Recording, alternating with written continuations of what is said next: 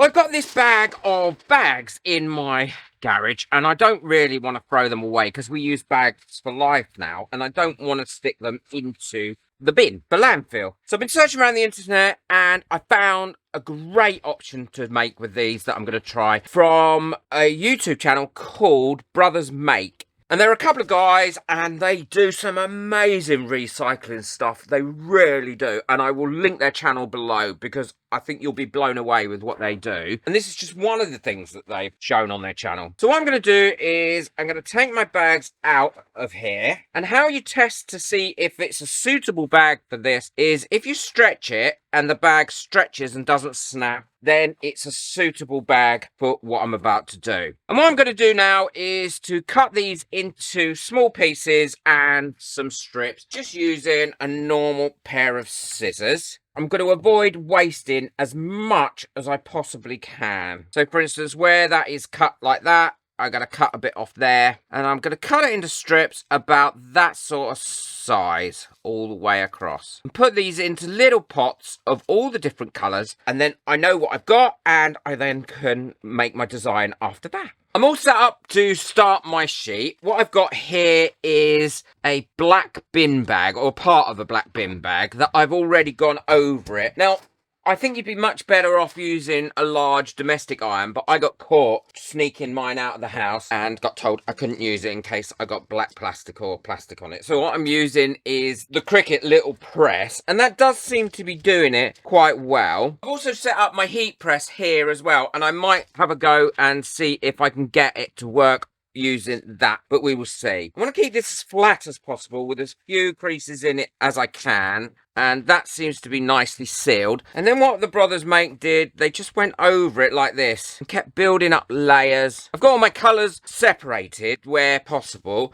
but also there's some that are just a mixture of colours. They were a mixture of colours in the bag, so what I've done is I've put them in a little separate pot too, and it's a case of just building up your layers like this until it's thick enough that you're happy. And I'm working on a piece of parchment paper or baking paper, not waxed. That should be enough there. Pop another piece over the top and then slowly go over it and melt that into place. Next layer, I'm going to see about how it works by sticking it in the heat press. Yeah, that all looks like it's pretty well stuck down. So I'm going to build up another layer. There we go. That's my next layer. Just going to quickly give it a bit of a stick down using this iron to make it easier to move, and then I'm going to pop that down for 3 seconds, see how that does. Seems to have made it nice and flat. Oh yeah, that's done it really quickly, and that's all adhered to there nicely. I'm going to continue doing it like that, building up my layers because that's all stuck down nicely, popping it in my heat press because that's much quicker than using the actual Cricut iron, and I'm probably going to build up about 8 layers. So I've got quite a few layers now on there. I think I did 8. I did do another one on the actual back as well. What I'm going to do is just trim this up just to make sure that I've got no loose bits anywhere around the edges and that they're all connected up. And if they're not, then all I have to do is go over that with the iron and get those nicely connected.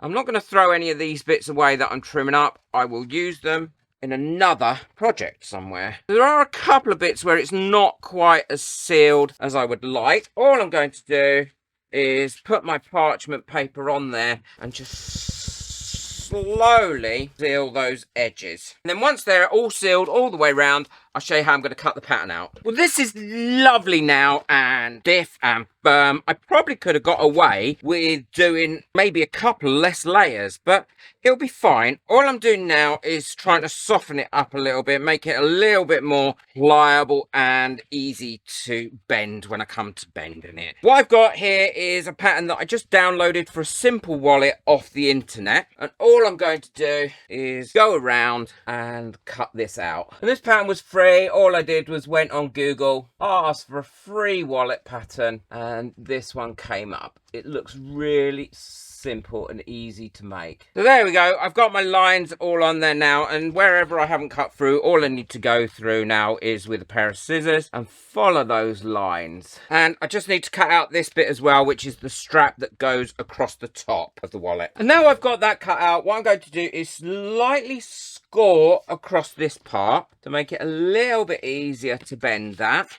there, because that's the bit that's going to go into this strap here. And just use my bone folder going over that to help that out a little bit there. And then I'm going to do another score where it's going to bend here as well. And now I've got those two scored, what I'm going to also do is with my iron, or with my Cricut little press, is just put a little iron line across there to enable it to keep flat. Because obviously this isn't leather, it is plastic. I'm just going to go across there a little bit, just to kind of iron that groove in. And the same for this side. I'm just going to line that up like that and iron that in. And what I need to do now is either stick these sides together or sew them together. And I'm going to sew them together because it's such an easy thing to do. To make it easier on myself, what I'm going to be also using is some double-sided tape to stick this down with to start with. And that just helps me to keep it in place. This won't show once it's finished. Line those edges up, and then I know now that that is going to stick there. And this bit needs to go on here just below that lip there. And this is the bit that keeps it all together as well. So once again, I am going to put a little bit of double-sided tape on this. I've got my thread, I've got my needles, I've got me pushy thing to make the holes with. I'm going to use me leather tools, line them up like that, and push them through and work all the way around. Yeah, they've gone through. And then all I have to do is line them up again, go all the way round. It just makes it so much easier to get your needles through. But you could use plastic glue or whatever you want to use to stick this together. You don't have to sew it together, but I just think it will look nice sewn together. So I've got my two needles and my thread. All my holes are punched and ready. And this is pre-waxed thread as well. It's a nylon thread that's pre-waxed. But what I am going to do is run my hands along it, because where it's been sitting, the wax has got a little bit harder, and also it's kind of come to the top, and I want to make sure it's gone all the way through the thread. So now that's done, all I need to do is to thread my two needles. I want one on each end of this thread. So now we've got that like that, all I need to do is push this bit here, like the S bit, down that needle there, and pull my needle, and then pull the thread, and then that needle is now locked on to that thread. It isn't going to go anywhere. And I've done the other side as well, so we've got two needles now on one nice long piece of thread.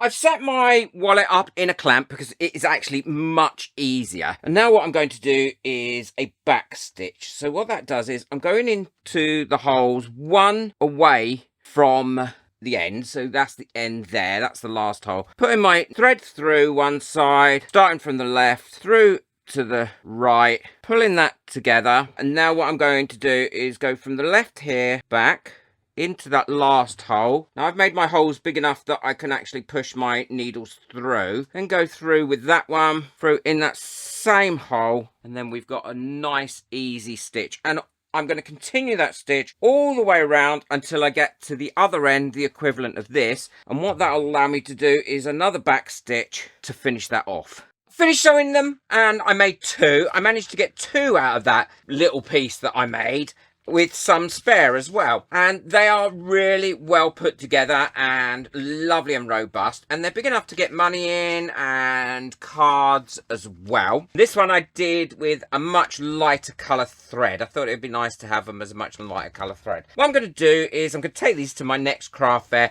and see how well they sell. I'm probably going to sell them for about £25 each, and that will give me a decent profit, but also sell them as upcycled bags as well, while it's made from bags. So be very honest about what it is they've been made from. Hope you've enjoyed this. Really simple to do, and a great way of upcycling, recycling, and preventing stuff to go into landfill. Thank you, Brothers Make. You really were absolutely the inspiration for this. Please check out their channel. They do some great stuff on their channel. Amazing stuff. Everything's linked in the description below. Boot that like button if you've enjoyed this video. Hit that subscribe button. And be sure to check out the video that's coming up next. But most of all, enjoy your crafting. Take care. Bye.